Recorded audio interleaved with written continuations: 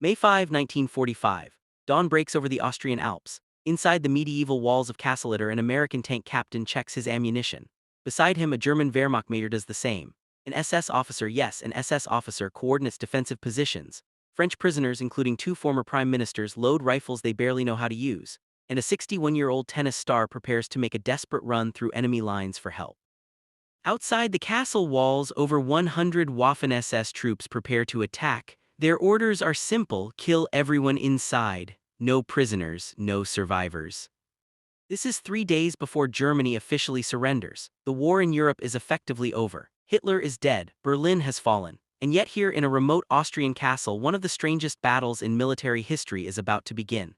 A battle where Americans and Germans fight side by side, where enemies become allies, where the definition of who the real enemy is becomes crystal clear. This is the Battle of Castle Itter, and it shouldn't have been possible. Castle Itter sits on a hill in the village of Itter in the Tyrolean Alps of Austria. The castle dates back to the 13th century, though it was rebuilt in 1532 and renovated again in 1878.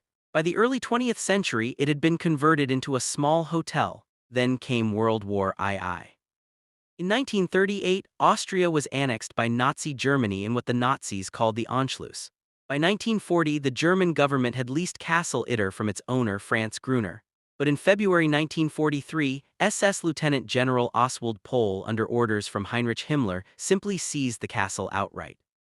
The SS had a specific purpose for Castle Itter. They wanted a prison, but not just any prison. This would be a facility for Ehrenhäftlinge honor prisoners, high-value French captives who were too important to execute but too dangerous to leave free. Politicians, generals, resistance leaders, people who knew too much or had too much influence, people who could be useful as hostages if Germany started losing the war.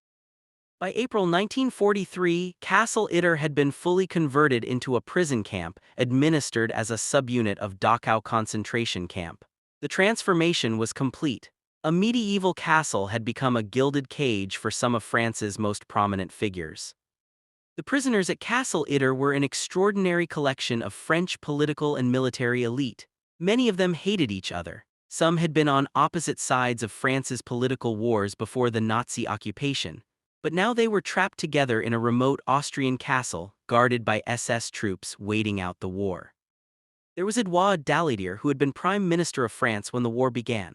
He was the man who signed the Munich Agreement in 1938, trying to appease Hitler by allowing Germany to annex parts of Czechoslovakia. When that strategy failed catastrophically and France fell to Germany in 1940, Daladier was arrested by the Vichy government and eventually handed over to the Germans. Paul Reynaud had also been Prime Minister of France. Unlike Daladier, Reynaud had opposed appeasement and fought against Germany's invasion in 1940. When France collapsed, Reynaud tried to continue the fight but was arrested by Vichy authorities and imprisoned. So now you had two former prime ministers, political rivals, locked in the same castle. General Maurice Gamelin had been supreme commander of French forces when Germany invaded in 1940. His defensive strategy failed spectacularly as German tanks smashed through the Ardennes and encircled French armies. He was relieved of command and later arrested. General Maxime Weygand succeeded Gamelin as French commander. He advocated for the armistice with Germany that ended French resistance in 1940. Later, growing uncomfortable with German occupation, he was arrested in 1942 while trying to flee to North Africa. François de la Roque was a right-wing French politician who had led a nationalist movement before the war. After France fell, he joined the resistance and was arrested by the Gestapo in 1943. Léon Jouhaux was a trade union leader and socialist. He represented the complete opposite of de la Roque's politics, yet here they were, imprisoned together. Marie-Agnes Callao was Charles de Gaulle's older sister. She had joined the French resistance and was arrested in 1943. The Nazis likely kept her alive as potential leverage against de Gaulle, who was leading Free French forces from exile in London. And then there was Jean Borotra, one of the most famous tennis players in the world. In the 1920s and 1930s, Borotra had won Wimbledon, the French Open, the Australian Open. He was a national sports hero. He had also collaborated with the Vichy government, which is why many of the other prisoners despised him. But he'd eventually turned against the Nazis and was arrested. These people, political enemies, military rivals, collaborators, and resistors, were all locked together in Castle Itter. They lived in converted hotel rooms, they had adequate food, they could walk within their compound, some even had their spouses with them. But they were prisoners nonetheless, guarded by SS troops and knowing that if Germany lost the war, their captors might kill them rather than allow them to be liberated. As 1945 began, that possibility became increasingly likely. By early May 1945, Nazi Germany was collapsing. Hitler had committed suicide in his Berlin bunker on April 30. Soviet forces had captured Berlin. American and British forces had overrun most of Western Germany. The war was effectively over. Germany would officially surrender on May 7, just days away. But chaos reigned in the final days. German military units were scattered. Some were trying to surrender to the Western Allies. Others, particularly SS units, were determined to fight to the end. Many SS troops feared what would happen if they surrendered. They knew about the atrocities they'd committed, knew they'd face justice if captured. Some preferred to die fighting. On May 2, 1945, the commandant of Dachau concentration camp, Eduard Weiter, fled to Castle Itter as Dachau was being liberated by American forces. He arrived at the castle in a state of panic. That same day, he committed suicide. 2 days later, on May 4, the guards at Castle Itter simply abandoned their posts. They knew the war was lost. They knew American forces were approaching. They fled, leaving the prisoners in charge of the castle but unable to leave because hostile SS forces still controlled the surrounding area. The prisoners now faced a terrifying dilemma. They were free, technically, but if they left the castle and encountered SS troops, they'd be shot on sight. Rumors were already spreading that SS units were executing prisoners rather than allowing them to be liberated. The prisoners at Castle Itter knew they were high-value targets. If the SS decided to attack the castle, everyone inside would die. They needed help fast. A Yugoslav handyman and communist resistance member named Zvonimir Chuchkovic volunteered to go find American forces. On May 3, he slipped away from the castle on the pretense of running an errand. He made his way toward Innsbruck, where American troops were known to be. Chuchkovic succeeded in contacting the U.S. 103rd Infantry Division in Innsbruck. He explained the situation at Castle Itter: high-profile French prisoners, no guards, surrounded by hostile SS forces. But there was a problem. Castle Itter was outside the 103rd Division's operational area. It wasn't their responsibility. Military jurisdiction and chain of command meant they couldn't just send troops wherever they wanted. Major John Kramers of the 103rd Division decided to defy orders. He dispatched a small rescue group to head toward Castle Itter, but the prisoners didn't know if help was coming. On May 4, the castle's Czech cook, Andreas Krabat, made a second attempt to find help. He grabbed a bicycle and a note explaining the situation, then rode toward the nearby town of Wurgl, about 7 miles away. Wurgl had recently been abandoned by Wehrmacht forces retreating from advancing American units. But the town had been reoccupied by roaming Waffen-SS troops who were shooting anyone displaying white flags or showing signs of welcoming the Americans. It was a dangerous place.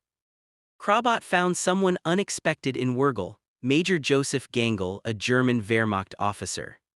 Gangl was 36 years old, a career soldier who had fought on the Eastern Front and in Normandy. He was highly decorated, experienced, and completely disillusioned with the Nazi cause. As the war collapsed around him, Gangl had been ordered to retreat and make a last stand against American forces. Instead, he defied those orders and contacted the local Austrian resistance movement, led by a man named Eloi Mayer. Gangl's plan was simple: avoid fighting, protect local Austrian civilians from SS reprisals, wait for American forces to arrive and surrender to them. He had about 10 to 20 loyal soldiers under his command, men who'd followed him off the books, who were done fighting for a regime they no longer believed in. When Andreas Krabat arrived in Wurgl and explained the situation at Castle Itter, Gangl immediately understood the danger. He wanted to help, but he didn't have enough men to defend the castle against the SS forces in the area.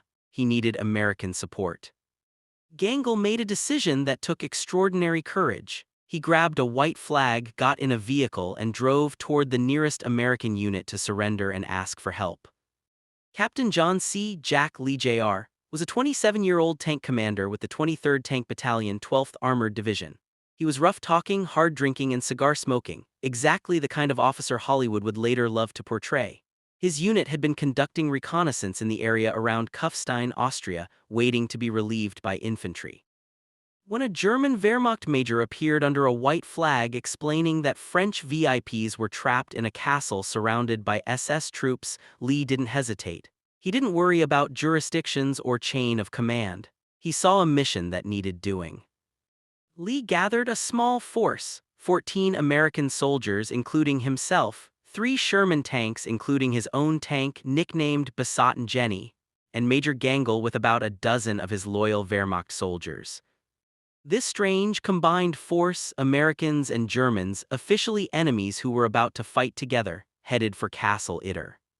They arrived on the afternoon of May 4. The French prisoners were overjoyed to see help arrive. Then they saw how small the rescue force was and their joy turned to horror. About 30 soldiers total, 1 functional tank, against potentially hundreds of SS troops in the area. Lee assessed the situation quickly. He didn't have enough vehicles to evacuate everyone. If they tried to leave and were ambushed on the road, the civilians, elderly politicians, women, spouses would be slaughtered. The only option was to defend the castle and hold out until reinforcements arrived. Castle Itter was old, but it had advantages: stone walls, a defensible position on high ground, an open field of approach that attackers would have to cross, limited entry points. Lee positioned his Sherman tank at the main entrance as a mobile gun platform and defensive barrier. He placed soldiers at windows and defensive positions around the castle walls. Major Gangl's Wehrmacht soldiers took up positions alongside the Americans. The French prisoners, despite Lee's orders to stay hidden, refused. They grabbed rifles and submachine guns from the abandoned armory and insisted on helping defend their own lives. An SS officer was already at the castle. Hauptsturmführer Kurt Siegfried Schrader had been convalescing at Castle Itter, recovering from wounds. He'd been friendly with the prisoners during his recovery. When the guards fled, Schrader didn't leave. Instead, he offered to help organize the defense, a Waffen-SS officer helping to defend French prisoners and American soldiers against his own SS comrades. As night fell on May 4, this impossible coalition prepared for battle. American GIs, German Wehrmacht soldiers, an SS officer, Austrian resistance fighters, French politicians and generals, and even Jean Boratra, the tennis star, all working together. Around 100 to 150 Waffen-SS troops from the 17th SS Panzergrenadier Division had been ordered to attack Castle Itter and execute everyone inside. They were led by SS Oberführer Georg Bachmann, a fanatical officer determined to carry out his mission regardless of Germany's impending surrender. The SS forces were well armed. They had trucks, machine guns, mortars, and an 88 mm anti-tank gun, one of the most feared weapons in the German arsenal, capable of destroying any Allied tank. During the night of May 4, an SS reconnaissance patrol probed the castle's defenses. Shots were exchanged. The defenders drove them off, but everyone knew the real attack would come at dawn. Lee and Gangl worked together to coordinate the defense. They had an unusual advantage. The castle had a working telephone line. They called the Austrian resistance in a nearby village and sent a message asking for American reinforcements from the 142nd Infantry Regiment, which was known to be in the area. Lee also ordered Jean Boratra to make a dangerous run through enemy lines. The tennis star, despite being 46 years old, was still athletic and fast. His mission was to reach the 142nd Infantry and personally request help. Boratra borrowed an American uniform, slipped out of the castle before dawn, and ran through the woods toward American lines. It was one of the most bizarre escapes of the war. A famous French tennis player dressed as an American soldier, running through an Austrian forest while SS troops hunted for him. At dawn on May 5, 1945, the attack began. SS troops emerged from the woods and advanced toward the castle. Machine gun fire erupted. Mortars began falling on the castle walls. The 88 mm anti-tank gun opened fire, its shells smashing into the castle's structure. The defenders fired back. Lee's Sherman tank engaged enemy positions. American soldiers, German Wehrmacht troops, and French VIPs fired from windows and defensive positions. The battle became intense and chaotic. General Maurice Gamelin, who hadn't fired a rifle in decades, found himself shooting at SS troops. Paul Reynaud, the 67-year-old former prime minister, manned a position alongside young American GIs. The surreal scene would have been unbelievable if it weren't actually happening. The SS forces were determined and professional. They advanced methodically using cover and suppressing fire. They targeted the Sherman tank with their 88 gun. A shell struck Besotten Jenny, damaging the tank and forcing the crew to abandon it. The castle's primary heavy weapon was now useless. Ammunition began running low. Lee and Gangl rationed bullets, telling soldiers to make every shot count. The French prisoners, most of whom had never been in combat, showed remarkable courage despite their lack of training. Major Gangl spotted former Prime Minister Paul Reynaud exposed at a window, vulnerable to sniper fire. Gangl moved to warn him to pull him to safety. As he stood to wave Reynaud away from the window, an SS sniper's bullet struck Gangl in the head. The German major fell dead instantly. He was the only defender killed in the battle. A Wehrmacht officer who had defied orders, who had sided with the resistance, who had fought alongside Americans to protect French prisoners from his own countrymen, killed in the final hours of the war while trying to save an enemy. The defense was faltering, the SS was advancing. Ammunition was nearly gone, then in the distance the sound of engines. The 142nd Infantry Regiment had received the distress calls. Jean Baratra had reached them with his personal plea for help. American tanks and infantry were racing toward Castle Itter. The SS forces saw the American column approaching and made a choice. They could stay and face overwhelming force, or they could retreat while they still could. Most chose to retreat into the mountains. About 100 SS troops were captured by the arriving Americans. The battle was over, Castle Itter had held. The relief force found an extraordinary scene. American and German soldiers standing together, exhausted, French VIPs holding rifles, an SS officer coordinating defense, the body of Major Gangl lying where he'd fallen. All 14 French VIPs had survived. Every American soldier survived. All the Wehrmacht troops survived except for Joseph Gangl. Even Kurt Siegfried Schrader, the SS officer who'd helped defend the castle, survived, though he would be arrested and charged for his former SS affiliation. His sentence was reduced to 2 years in recognition of his actions at Castle Itter. He died in 1995. Captain Jack Lee was awarded the Distinguished Service Cross, the second highest U.S. military decoration for valor. He returned to the United States and lived until 1973, dying at age 55. Major Joseph Gangl became an Austrian national hero. A street in Wurgl was named after him. A memorial was erected. In a war where millions died as enemies, Gangl's death while protecting a former enemy became a symbol of something better, of courage and humanity transcending national divisions. Jean Baratra lived to be 94, dying in 1994. He remained famous as a tennis legend, but his role in the Battle of Castle Itter added another remarkable chapter to his life story. The French VIPs returned to France. Some resumed political careers, others retired. All carried the memory of that strange day when Americans and Germans fought side by side to protect them. The Battle of Castle Itter remains the only confirmed instance of Americans and Germans fighting as allies during World War II. It's a battle that shouldn't have happened. By all military logic, by all the rules of warfare, it made no sense. The war was over. Gangl should have surrendered or retreated. Lee should have waited for orders. The French prisoners should have hidden. But sometimes the right thing to do isn't the logical thing. Sometimes humanity matters more than orders. Sometimes former enemies recognize that there are worse enemies than each other. The Battle of Castle Itter showed that even in the darkest war in human history, even in the final days when chaos reigned, people could still choose to do the right thing. A German major could defect to protect civilians. An American captain could ignore jurisdiction and help strangers. An SS officer could turn against his own organization. French politicians could pick up rifles despite decades of never firing a weapon. A tennis star could run through enemy lines to summon help. None of these people were supposed to be heroes. They were just trying to survive the final days of a war that had already been decided. But by choosing compassion over expedience, cooperation over tribalism, and humanity over ideology, they created one of the most remarkable moments in military history. Today, Castle Itter is privately owned and not open to the public. A memorial plaque commemorates the battle. The village of Wurgl remembers Major Gangl. Historians have documented the story in books and documentaries. A heavy metal band, Sabaton, even wrote a song about it called The Last Battle.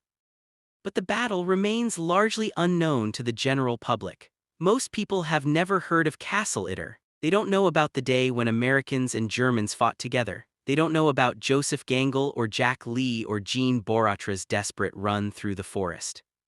Perhaps that's because the story doesn't fit neat narratives, it's complicated. The good guys fought alongside former enemies, an SS officer was a hero, elderly French politicians became combat soldiers, a medieval castle in Austria became the site of the war's strangest battle. But that's exactly why the story matters. Because war isn't simple, because enemies aren't always evil, because sometimes when everything falls apart people surprise you by being better than they needed to be. The Battle of Castle Itter was a small engagement, 30 defenders against maybe 150 attackers, one casualty, a few hours of combat, but it represented something larger. It showed that even in total war, even when the world had been divided into us versus them, even when every rule said you should hate and kill the enemy, people could still choose a different path. Joseph Gangl chose that path, and he died for it 3 days before the war ended, saving a man whose country had been at war with his. That choice, that willingness to see beyond national identity to shared humanity is why his memory endures. This was the Battle of Castle Itter. The strangest battle of World War II, the day when Americans and Germans fought side by side, the day when enemies became brothers, the day when doing the right thing mattered more than following orders. And the day that proved, even in history's darkest war, humanity could still shine through. If this story amazed you, subscribe to Wartime Secrets for more incredible untold stories from World War II. What other strange and forgotten battles should we cover? Let us know in the comments.